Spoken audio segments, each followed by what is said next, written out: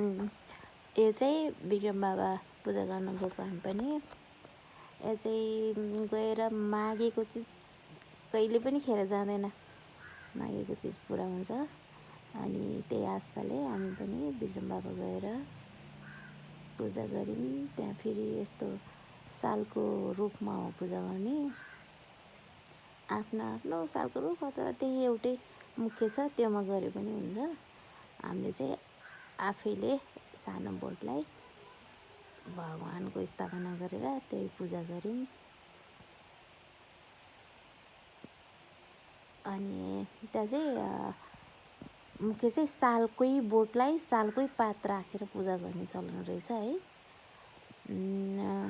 7वटा सालको पातमा 7 थरीको फुल, अनि ल्वाङ, सुकमेल, सुपारी, जनै, पैसा, सकेसम्म चाहिँ 7 थरीकै फलफुल गरेर चढाउने चलन रहेछ। हुन त जस्तो आफूले जानिन्छ सकिन्छ त्यस्तै हो गर्ने, तर मान्यता चाहिँ त्यो 7 थरीकै हुँदो रहेछ है।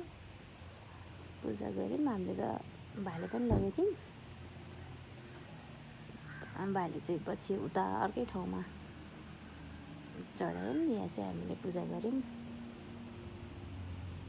जस्तो हुन्छ जस्तो जान्यौँ त्यसरी नै गऱ्यौँ। अब मनमा पुरा विश्वास र आस्था लिएर पूजा गऱ्यौँ है। ठिकै छ, त्यहीमा खुसी हुनुपर्छ। मैले चाहिँ बत्ती बालेँ, अनि पूजा गरेँ।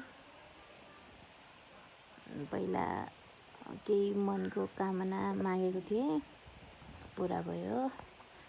अनि फेरि पनि पूजा गरेर विक्रम बाबा भोजराज बाबालाई धन्यवाद दिँदै भनेदेखि मेरो पूजा सम्पन्न गरेर अब चाहिँ उता भाले पूजा गर्ने ठाउँतिर जान लागेको।